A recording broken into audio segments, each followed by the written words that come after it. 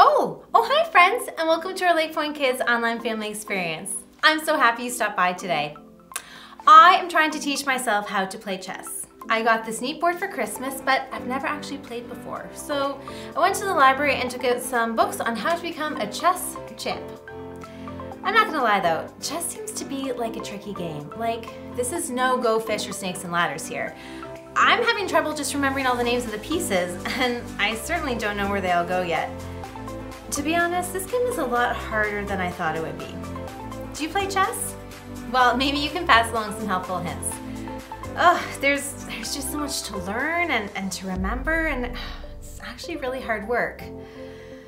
I mean, I'm sure I'll enjoy it when I understand it, but for now, fun game break.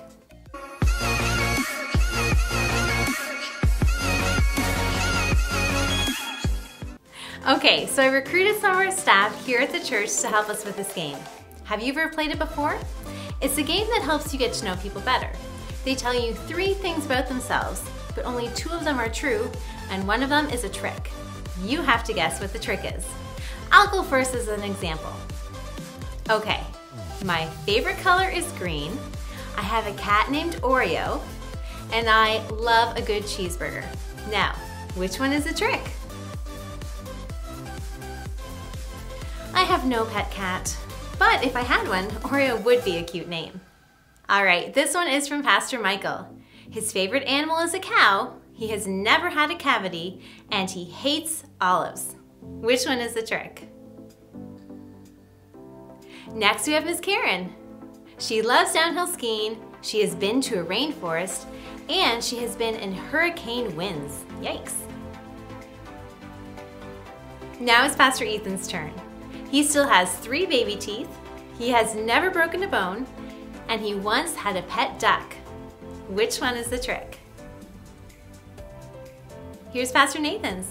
He has never gotten a speeding ticket, he loves chocolate milkshakes, and he has never had the chicken pox. Which one is the trick? And lastly is Pastor Drew. He cheers for the Detroit Lions, he hates celery, and Superman is his favorite superhero. As fun as it is to learn some interesting things about our staff, the really important thing we want to focus on today is what we've been discussing the past 2 weeks here in LakePoint Kids. Do you remember what that is? Well, it starts with the letter R, ends with the letter Y, and it's not Ruby, Raspberry, or Railway, but responsibility. Now, what is responsibility? Well, we define it as this. Responsibility is showing you can be trusted with what is expected of you. I'll count to 3 and then we'll say it together. 1, 2, 3. Responsibility is showing you can be trusted with what is expected of you. And what is expected of you? Well, that can change, can't it? Depending on who you are, who you're with, where you are, and how old you are. Like, you're expected to behave differently at age 7 than you would be at age 40. You are expected to adjust how loud you speak at a hockey game, score, compared to at the library, shh. You are expected to dress differently for a ballet class than you would be for going outside to build a snowman. But the expectations we are talking about this month are ones that will never ever change. No matter who you are, who you're with, where you are, or even how old you are. In fact, you could even say they're like rules for life that we should follow. And each week, we'll learn about a different one. Yes, I said it, that 5-letter word that some of you don't like, rules. But rules really aren't that bad. Think about what our world would be like if we didn't have rules. Take a running race, for example. Would you even want to be a part of a race without rules? People of all ages could enter, everyone from toddlers to adults.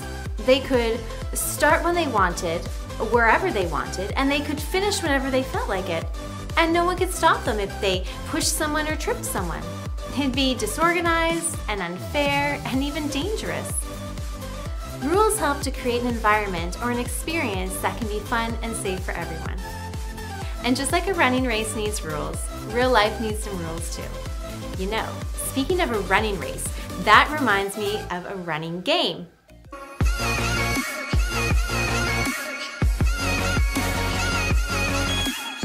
You know, speaking of a running race, that reminds me of a running game. Red light, green light. You want to play it with me? We could incorporate in along with our rehearse the verse today. Well, first we better talk about our verse. Do you remember where it's found? It starts with the letter L. Not Leviticus or Lamentations. Those books are found in the Old Testament, and this book is located in the New Testament. Yes, that's where our verse is found, in Luke. Good job. And this is what it says. Suppose you can be trusted with something very little. Then you can also be trusted with something very large. Luke 16, verse 10a, nerve. This means that when you prove to be responsible and trustworthy with something little, people will have confidence in trusting you to be responsible with something larger. Now, think back to when you were a toddler. Did your parents give you a glass cup to drink out of? No, they gave you a plastic cup with a lid on it. Why? Well, because if you were anything like my kids, you'd knock your cup over a lot and even drop it at times. Now, as their mom, I wasn't upset at my kids. They were learning how to drink by themselves, but they needed a cup that wouldn't spill or break, and so this is what they got. Now, as they got older and the spills and the drops became less, we took the lid off. And then as they became even older and the spills became very few and far apart, we gave them a glass cup. We trust them to be careful and responsible, and they are. In fact, the last person who broke a glass cup in our house was a grown-up, but not me. To be trusted with a greater responsibility, first you have to prove that you can handle the smaller one. All right, now that we know what that verse means, it's time to rehearse the verse.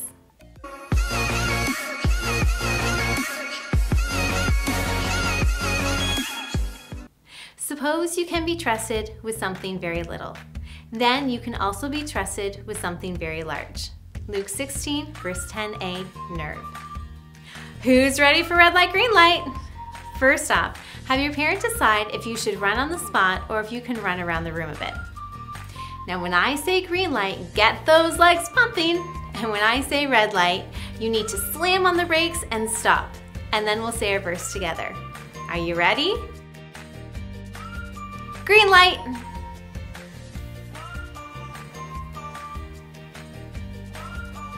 Red light. Suppose you can be trusted with something very little. Then you can also be trusted with something very large. Luke 16, verse 10a, nerve. Green light. Red light. Suppose you can be trusted with something very little. Then you can also be trusted with something very large. Luke 16, verse 10a, nerve. Green light. Red light. Suppose you can be trusted with something very little. Then you can also be trusted with something very large. Luke 16, verse 10a, nerve. Great work, everyone. So responsibility, what is it again? Well, responsibility is showing you can be trusted with what is expected of you. And our bottom line, or our focus point of today is work hard. Let's say it together. 1, 2, 3. Work hard. You know, we were talking about working hard in our family the other week, and we use these words to describe it. Working hard means giving all of your focus and efforts towards something. Did you catch that? Working hard means giving all of your focus and effort towards something. It's a pretty important value in our family, and I hope it is in your life too. Why? Well, for lots of reasons. Let's learn more about that now with the So-and-So Show. Hey, John.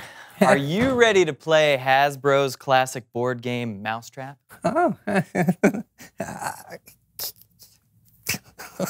What are you doing, John? Waiting for you. Why? Mousetrap? That's right! Hasbro's classic board game, Mousetrap. I've got it right here. What is this? Cheese. Cheese? Uh-huh. Why? Mousetrap?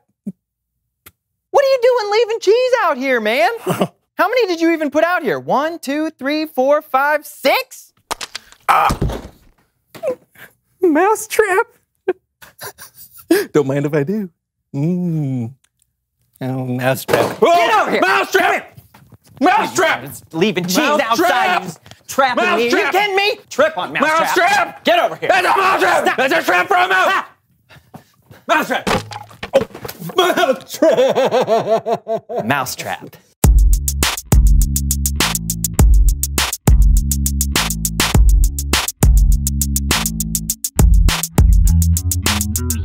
Hello, I'm John. and I'm Steven. and This is the so and so show. pause. Pause. Okay, we have to explain what's happening here. Right. This is the So-and-So Show. Yeah, the show where we have fun Laugh a lot. and try to learn something new. Especially something about God. And today we're in the middle of a little competition. Yes, sirree, Bob. Yeah, it's John. Usually people have competitions to see who can run the most laps or do the most push-ups or lift the most weight. But we're trying to see which one of us can do the least. I am totally gonna put in less effort than you. Not a chance. Unpause. It's Time for the underachiever. championship. The Underachiever Championship. May the worst man win. Indeed, sir. Yeah. Yeah. Tiniest jump. On your mark, get set, go. 1 point, Steven. Yes! What? No way. I want to see a replay. Oh, fair enough. Most quiet scream. On your mark, get set, scream. 1 point, John. Oh, come on! What? He's never quiet. What are you talking about? You're not. Lightest feather blow. I've been waiting for this one. Oh, yeah? Yeah. On your mark, get set, blow. Oh, come on. Oh, I think, you're a whole 5 inches away. Oh, and I'm -2 inches. 2 points, John. Boom! What's next? Softest pillow hit. You ready? Yeah. First dibs. Okay. Oh, that's beat pretty that. soft. Huh? Yeah. Oh! 2 points, Steven. Hey, that's my line. Sorry. Slowest soup slurp. All right. Ooh, soup.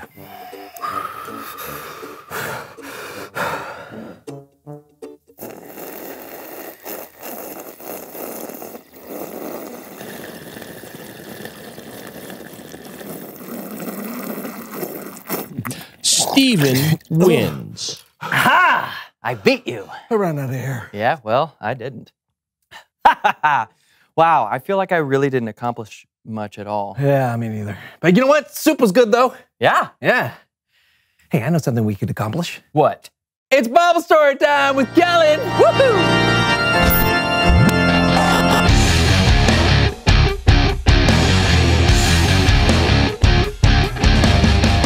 Hey fellas, what's up? Slow soup slurping, Kellen. And jumping as low as possible. Steven won. That's right. Then congrats. Sure. So, today I want to share some wisdom written by the very wise King Solomon. You can find a lot of his thoughts in the book of Proverbs. It's made up of many ancient teachings that are still helpful today. Here's what he wrote. You people who don't want to work, think about the ant. Consider its ways and be wise. It has no commander, it has no leader or ruler, but it stores up its food in summer. It gathers its food at harvest time. Some translations of the Bible call the people who don't want to work sluggards. That's why some people call this proverb the ant and the sluggard. Sounds like a sitcom.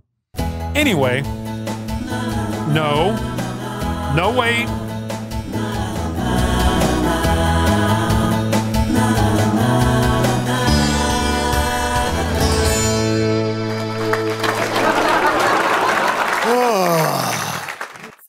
I wonder what's on the telly tonight. But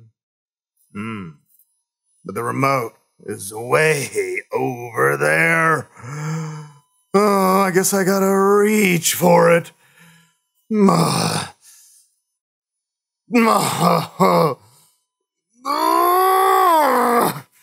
Oh, this is way too much work.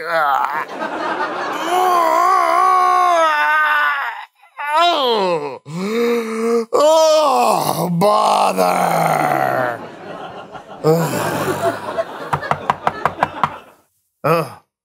Somebody's at the door.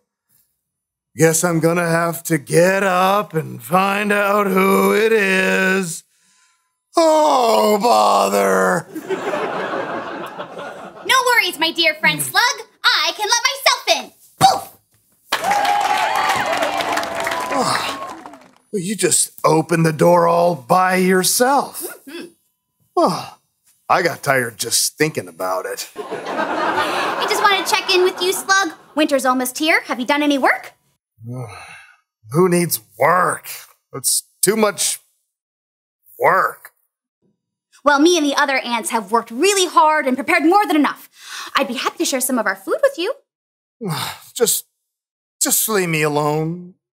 All this talk about work and it's making me work too hard, trying not to think about work. Oh, bother. Okay, sir. Well, I'll see you in the spring. The spring? I hope. The spring? Oh, bother.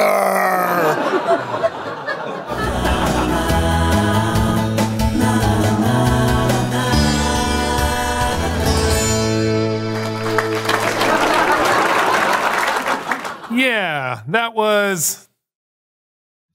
The slug doesn't really do much, right? And the ant is the better example. And it's because the ant works hard to prepare for the winter and doesn't wait around for someone to tell him when it's time to work. And we all know it's better to work hard like the ant. But let's be honest, we all want to be like the slug. We just want to lie around avoiding hard work because work is hard, right? But there are so many benefits to working hard and trying your best. That's right. For one thing, it just feels good to know that you've accomplished something. True. And working hard now can save you some work later. Plus, you can help other people when you work hard. That's right. You can help me right now by handing me the remote. Think about this. Work is something that God created us to do. He gave us hands and feet and creativity so that we can get things done. And when we work hard and when we do our best, it's a cool way to honor God. So maybe slurping soup really slow is, I don't know, kind of a waste of time. Yeah, probably. But don't get me wrong. Choosing to work hard doesn't mean you can't rest and have fun every once in a while. God created fun for us too. Awesome. Thanks, Kellen. You're welcome, man. See you next time, Kellen. Yep, bye. You know, John, I think we learned a valuable lesson today. I think we learned another rule for life. Work hard. Good idea.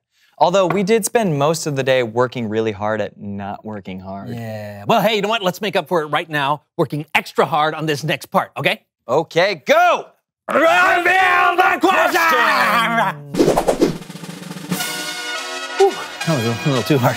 I know. When have you had to work hard? I think I worked pretty hard on this show. Yeah, I don't think people realize how much effort goes into making this show happen. Yeah, but it's worth it. I think so. Yeah. And I hope they do too. Oh, yeah. Hey, you know what? It's your turn to answer. Talk about a time you had to work hard. Was it worth it? And we'll be back here, hard at work, next week on The So-and-So Show!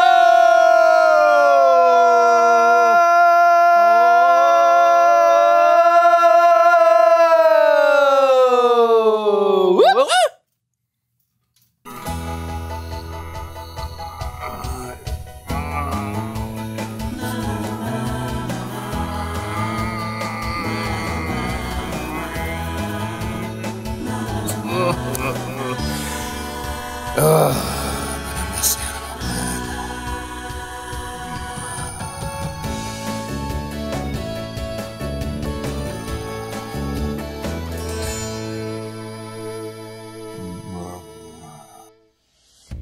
Maybe work is another word kind of like rules, a word you don't think you like.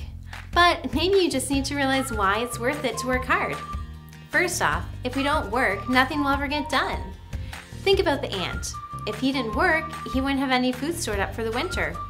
And even though it's hard, I'm pretty sure he likes to eat, and so it's worth it.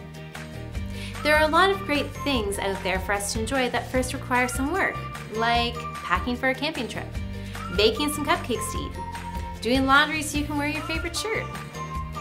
Hard work at the beginning can lead to lots of fun at the end. Second, our hard work can often bless someone else too, like your neighbor with some of those cupcakes you made. Our work can make a difference in the lives of others. I mean, that's what Jesus did, right? He loved people and he served others. Third, when Jesus served others, he always did it gladly with all his heart. We should copy this example that Jesus set for us and do our work with a good attitude too. And if those aren't enough reasons to work hard, here's one more, the fourth reason. The Bible actually says when you work, do it as if you're working for God and not a person. So when your parent says take out the garbage or your teacher says review your spelling words, think of God and do it without complaining. If the work is really hard or really boring, picture God and do it without grumbling. So there you have it, friends. There are 4 great reasons why you should, oh wait, there was one more, I forgot. You know, when you're all done your work and you know you've done it well, you feel really great on the inside too. So you can see working hard is worth it in so many ways. It's time to bring it home now with our small group time, so along with your parent, listen to today's instructions.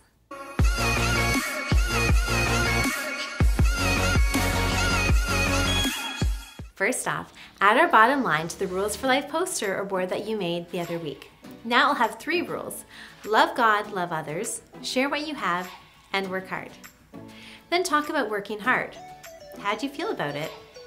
What types of work do you enjoy, and what types do you struggle with? What do you need to remember in order to work hard and have a good attitude? Now press pause, complete the activity, and then come back for the second set of instructions. For our second activity, I want you to work hard with a memory verse mix-up. Write out the memory verse on paper and then cut all the words apart from each other. Or maybe grab the memory verse old maid cards from last week and use those. Have your parents mix up all the cards. Now try to put the words in order. Want to make it harder? Set a timer to see how quickly you can do it and then try to improve on your time. We have an exciting new prize each week this month for one lucky family. Your choice between a sampler set of Adventure and Odyssey CDs or a Bible coloring book and crayons. To have a chance at winning, parents, please take a picture of your child doing their memory verse mix-up. Please post it on our LakePoint Kids Facebook page or email it to me at rachel@lakepoint.church. Parents, please take a moment right now to grab your phone and fill out the online connection card available on our LakePoint app. It's like our guest book, letting us know who is watching and helping us stay connected to you. It also allows you to sign up for our latest LakePoint initiatives and opportunities. So friends, while your parents do that for the next 60 seconds, why don't you go around the house and see how many things you can find in the shape of a circle? 3, 2, 1.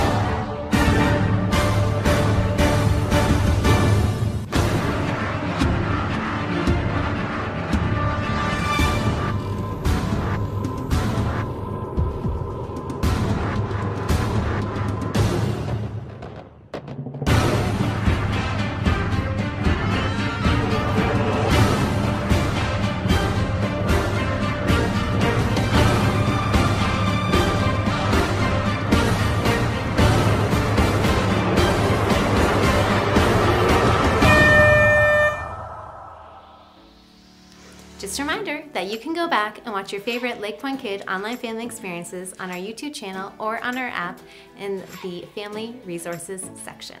Thanks for tuning in today, friends. I'll see you again next week, same time, same place. Remember, work hard.